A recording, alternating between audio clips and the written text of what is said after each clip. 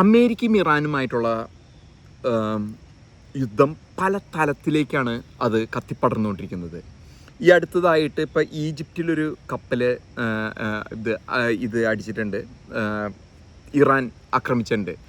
ഈ ഈജിപ്തിൽ ആക്രമിച്ചിരിക്കുന്ന കപ്പലിൻ്റെ പ്രത്യേകത എന്ന് പറഞ്ഞു കഴിഞ്ഞാൽ അത് മെഡിറ്ററേനിയൻ റെഡ് സീയിലാണ്. അതായത് ഹോർമുസ് കടലിടുക്ക് ഉള്ളത് ഗൾഫ് കൺട്രീസ് രാജ്യങ്ങളുടെ ചുറ്റുവട്ടത്ത് കിടന്ന പ്രദേശത്തിന് ഇപ്പുറത്തായിട്ടാണ് വന്ന് അടിച്ചിരിക്കുന്നത്. മെഡിറ്ററേനിയൻ കടൽ, ചാവുകടൽ എന്ന് പറയുന്ന പ്രദേശം ബാബ് അൽ മണ്ടേബ്, അത് സൗദിയുടെ അതിർത്തി പിടിച്ചു പോകുന്ന സൂയിസ് കനാൽ കടന്നു കൂടി വരുന്ന ഈജിപ്തിൻ്റെ അതിർത്തിയൊക്കെ പങ്കിടുന്ന പ്രദേശത്താണ് അടി.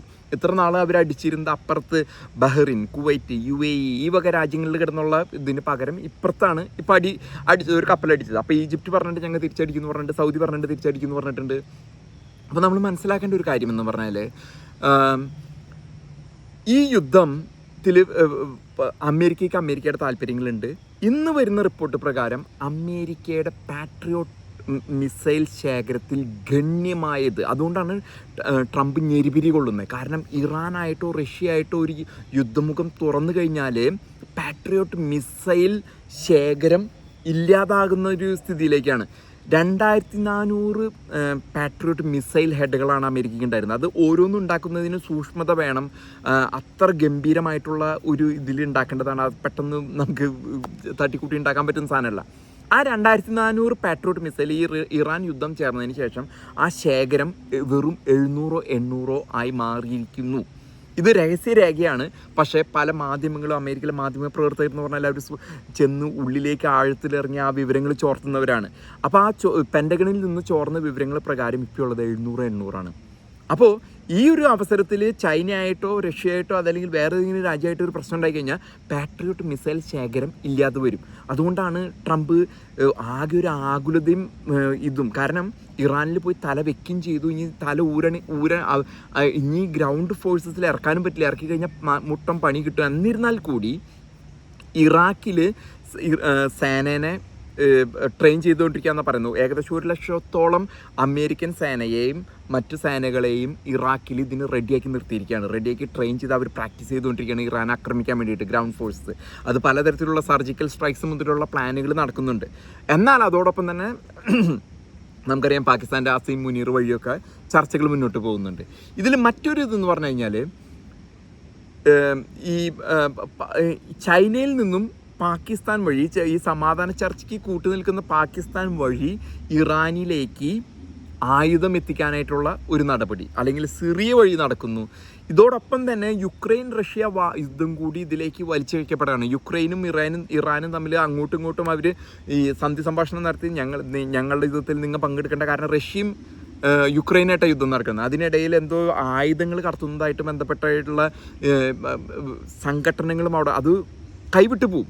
ഈ കൈവിട്ട് പോയി കഴിഞ്ഞാൽ യുദ്ധം ചേരി തിരിഞ്ഞ് അങ്ങോട്ടും ഇങ്ങോട്ടുള്ള യുദ്ധങ്ങളിലേക്ക് തിരിയാനായിട്ടുള്ള സാഹചര്യമുണ്ട്.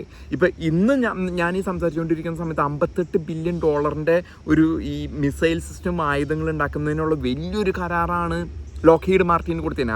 അത് ചിലപ്പോൾ ആണെങ്കിൽ പെട്ടെന്ന് ഉണ്ടാക്കുന്നതിന് വേണ്ടിയായിരിക്കാം ലോക്ഹീഡ് മാർട്ടിന് വേണ്ടിയിട്ട് മിസൈൽസ് ഉണ്ടാക്കുന്നതിന് വേണ്ടിയിട്ടുള്ള ആ ഒരു കോൺട്രാക്റ്റ് അവർക്ക് കൊടുത്തിരിക്കുകയാണ്.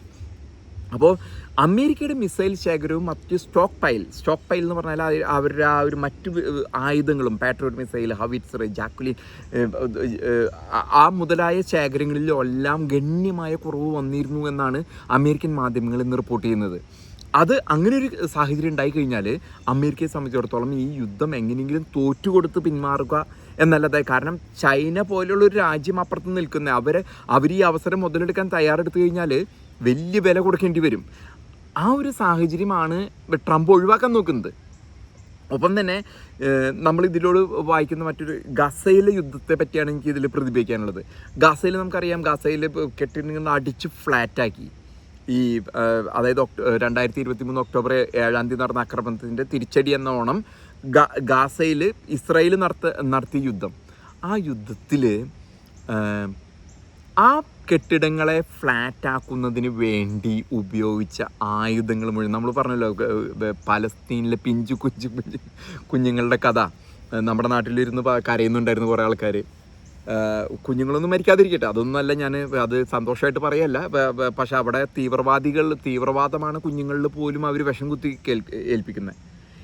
ഈ ആ ഒരു ഗസയിലെ അടിച്ച് ഫ്ലാറ്റാക്കി, അതായത് ഒരു ഭൂപ്രദേശം കേരളത്തിൻ്റെ പകുതിയോളം പോകുന്ന ഒരു പ്രദേശത്തിനെ അങ്ങോട്ട് അടിച്ച് അവിടെ കെട്ടിപ്പടുത്ത കെട്ടിടങ്ങളും ഭൂഗർഭാറകളും ഒക്കെ അടിച്ച് ഫ്ലാറ്റാക്കി.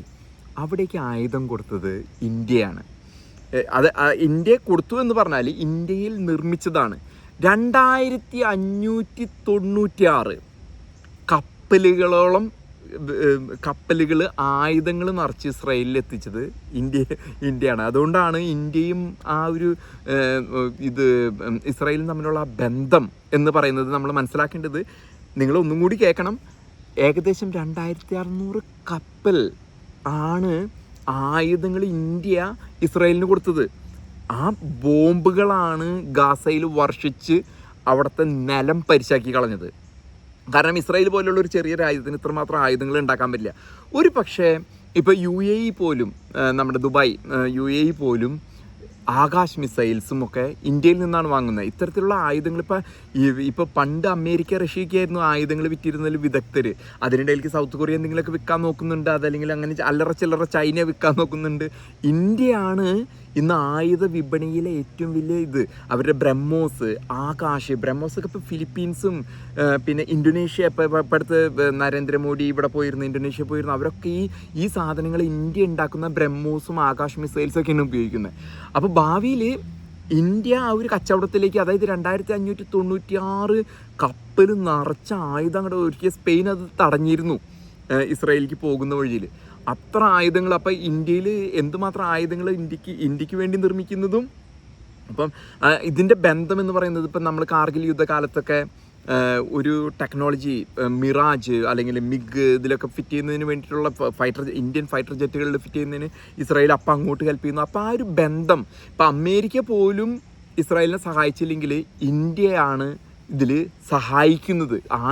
ഇത്ര ആയുധങ്ങൾ ഏത് രാജ്യത്തിന് സപ്ലൈ ചെയ്യാൻ പറ്റില്ല. ഇപ്പോൾ ചൈന പോലെ ഒരു രാജ്യത്തിന് സപ്ലൈ ചെയ്യാൻ പറ്റുമായിരിക്കും. പക്ഷേ 2600 കപ്പൽ നിറച്ച ആയുധം അങ്ങോട്ട് വിടാണ്. കപ്പൽ നിറച്ച് ഇസ്രായേലിക്ക് വിട്ടിട്ട് ഈ ഗാസ, അതായത് അത്ര വലിയ കെട്ടിടങ്ങൾ അടിച്ച് ഇപ്പോഴും നമ്മൾ TV-യിലൊക്കെ കാണാമല്ലേ, ഫ്ലാറ്റായിട്ട് ബോംബിങ് നടക്കുന്നത്.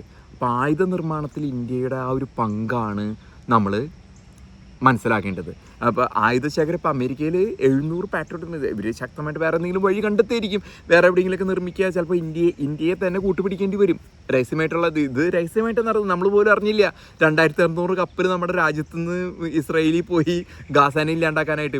അപ്പോൾ അതിലും മേലെ ഇപ്പോൾ ഇവിടെ ഇറാനായിട്ട് അടിക്കുന്ന സമയത്ത് എത്ര കപ്പലുണ്ടായി. അപ്പോൾ ഈ ഉൽപ്പാദനം മുഴുവൻ നടക്കുന്നത് ഇന്ത്യയിലാണ് എന്നുള്ളതാണ് അതിൻ്റെ പ്രത്യേകത. ഇപ്പോൾ അമേരിക്കയ്ക്ക് പോലും ട്രംപിന് പോലും മോഡിയുടെ ടെക്നോളജി കൊടുത്തിട്ട് സാധനം അവിടെ ഉണ്ടാക്കിപ്പിക്കേണ്ടി വരും. കാരണം അമേരിക്കയിൽ എവിടെയെങ്കിലും ഇത്ര സ്പീഡിൽ ഉണ്ടാക്കാൻ പറ്റില്ല. ടെക്നോളജി കൊടുത്ത് ഉണ്ടാക്കിപ്പിക്കുന്ന ഒരു സാഹചര്യത്തിലേക്ക് കാര്യങ്ങൾ നീങ്ങുമോ എന്നുള്ളതാണ് നമുക്ക് നോക്കി കാണേണ്ടത്.